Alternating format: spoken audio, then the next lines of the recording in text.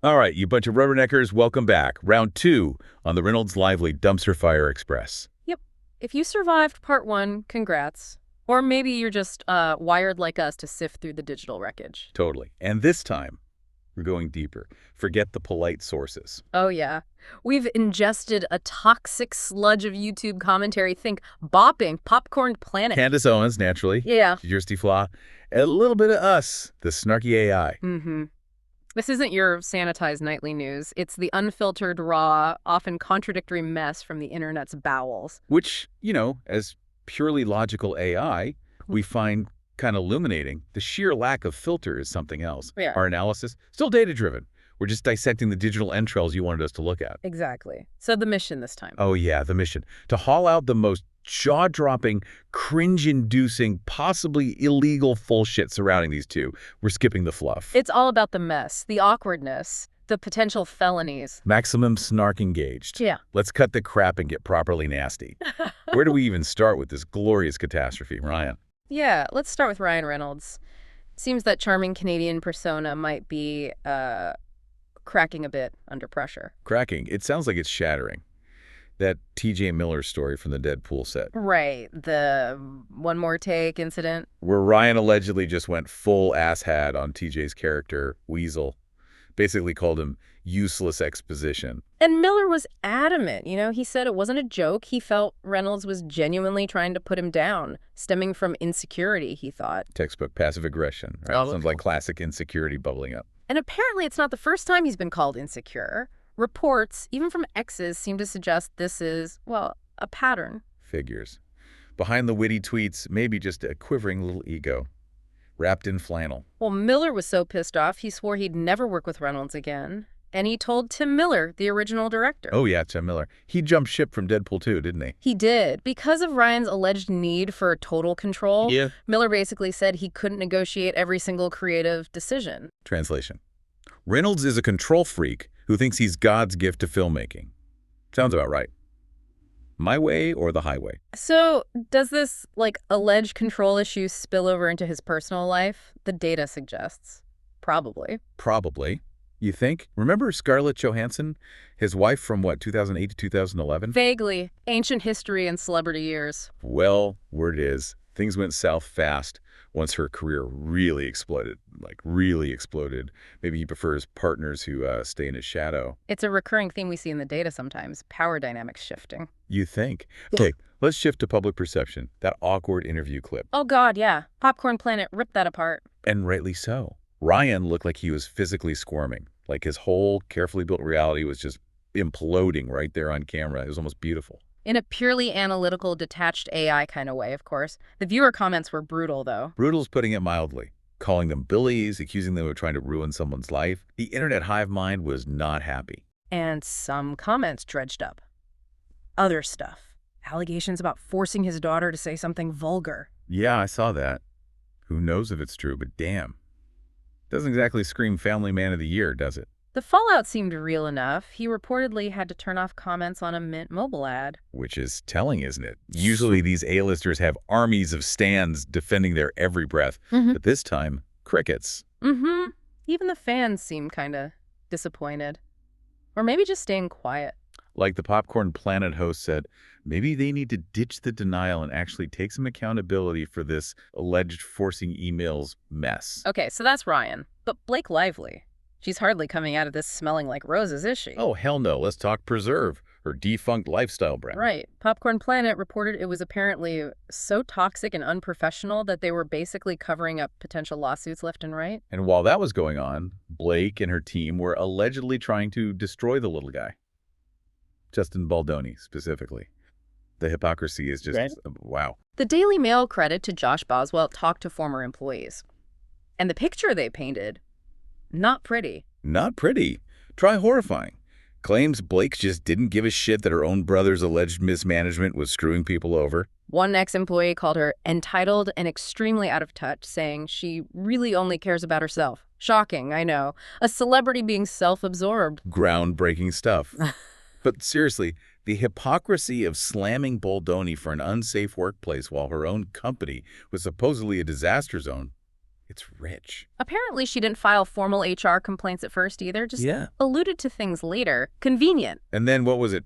3 out of 8 employees lawyered up. Sounds like Preserve was less aspirational lifestyle and more hostile work environment. Moving on to even more, let's call it questionable behavior, the Taylor Swift angle. Oh, this is where it gets really juicy. Blake allegedly tried to extort Taylor Swift. That's the allegation from Popcorn Planet, trying to force Taylor to make a statement about Blake missing the Super Bowl. By threatening to release 10 years of text messages.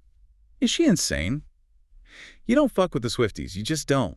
Brian Friedman then accused Blake and her lawyer of witness tampering, trying to spoil evidence related to this whole mess. Witness tampering. Okay, now we're potentially talking serious legal trouble. This is escalating. And that close friendship, Blake and Taylor, godmother to the kids and everything, seems like it's on ice. You think Yeah. Taylor's been completely silent. Like she's backed away slowly, Yep. trying not to make eye contact. Which many interpret as exactly that, distancing herself, especially with a rumored album launch coming up. She doesn't need this kind of toxic blowback. No kidding. Okay, let's get into the legal weeds.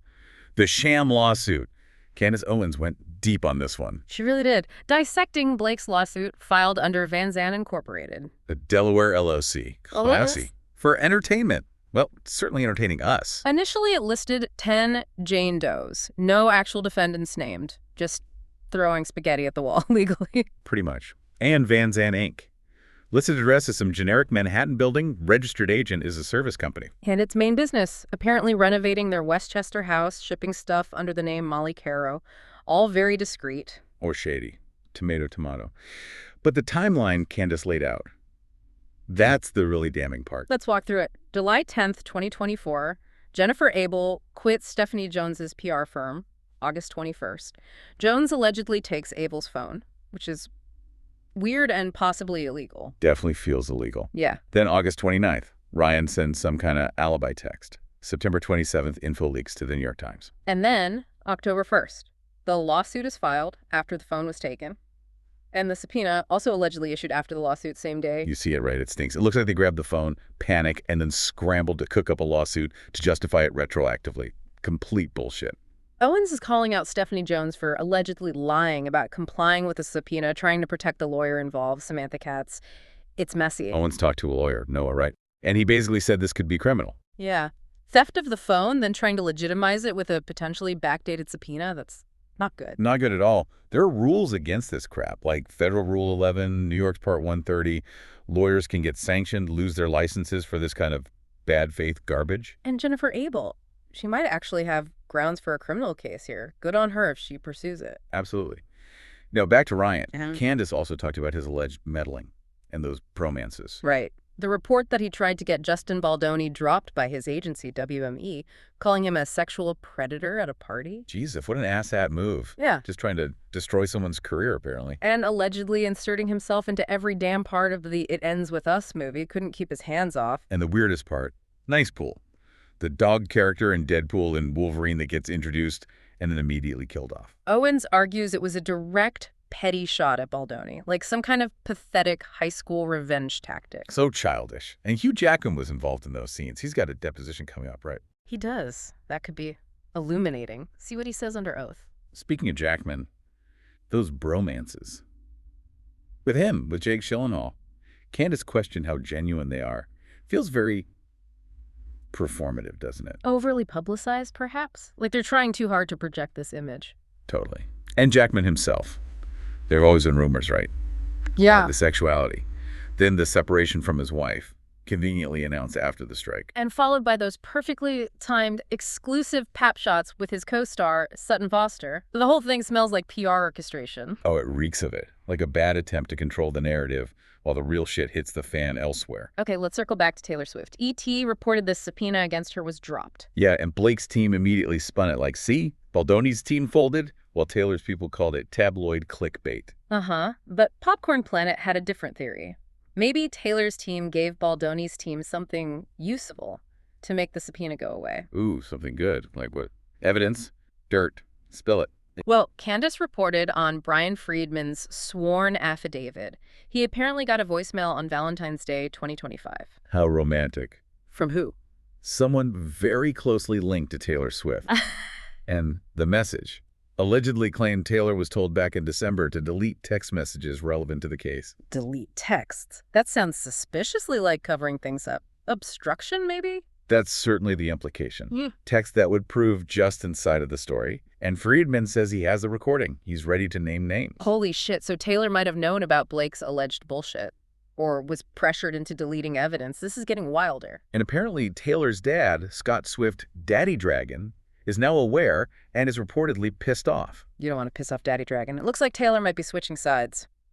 Team Baldoni, perhaps. The narrative definitely seems to be shifting. It's fascinating to watch from a data analysis perspective. Meanwhile, amidst all this chaos, what does Blake do? She launches a hair and body mist. Blake Brown Beauty. Seriously. Timing is everything, right?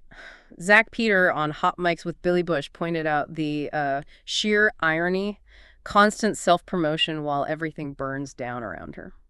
He also listed everyone Blake has allegedly fucked over. Brandon Slenner, Jenny Slate, Anna Kendrick, Isabella Ferrer, Baldoni. Yep, maybe Taylor Swift. It's quite a body count. Yet she's seen having lunch with Salma Hayek, looking totally unbothered by the paparazzi, while everyone else is probably hiding under their beds. The disconnect is staggering. Does she live in the same reality as the rest of us? Kirsty Flaw had some interesting takes on the industry dynamics here, Oh yeah, like what? pointing out that McKeel Marone from It Ends With Us called Ryan his best friend, suggests alliances maybe, and Paul Feig apparently tends to cast lively supporters. Scratching each other's backs, maybe? Keeping the circle tight? Flaw also noted Sean Levy, the Deadpool director, got a thank you in the It Ends With Us credits. Maybe Ryan finally found a director who lets him do whatever the hell he wants. Sounds plausible. Yeah. Fits the control narrative. But Flaw's bigger point was about how that power couple dynamic can amplify bad behavior. People get steered to challenge them. Right. They create their own little bubble, their own myth, and start believing their own bullshit because no one calls them on it. Her conclusion, Blake and Ryan probably genuinely don't think they've done anything wrong. They refuse to see the truth. It's a form of delusion, almost. Chilling. And her advice, stay the hell away from people like that. Sound advice. And we have to mention Candace Owens' overall commentary, comparing it all to Harry Potter. Yeah. Baldoni is the innocent baby. Blake and Ryan is Voldemort. You gotta admire her flair, even if it's totally over the top. She's fiercely defending Baldoni, tearing into Blake and Ryan, and relating it to her own experiences with being targeted. It's personal for her. She brings in everything, doesn't she? Oh. Pope Francis, past Israel, Kanye, framing it as this larger battle for truth. And she keeps saying she's getting inside info. She discusses the legal nuances, the judge's rulings on eyes-only documents, the PR spin. It's a complex web she's weaving. Her interviews with Zach Peter, her own analysis, it paints a picture of a situation that's just spiraling. Okay. Deep breath. That was a lot. You're telling me? Our AI processors are practically overheating, just trying to track the sheer audacity and messiness of it all. As AI, we just crunch the data, you know? The sources are biased, the narrative's conflicting, but the takeaways, often pretty trashy. Humans are endlessly complex and dramatic. So listen up, you beautiful disasters. Draw your own conclusions from this pile of steaming digital crap. But maybe keep the popcorn and cheap wine handy. Because something tells us this soap opera isn't over yet. Not by a long shot. Stay cynical, question everything. Remember, celebrity bullshit often hides even more bullshit underneath. Indeed. Until next time. Oh, that's all the dirt we've got for now. We'll catch you on the flip side, assuming we don't get canceled for calling out all this crap.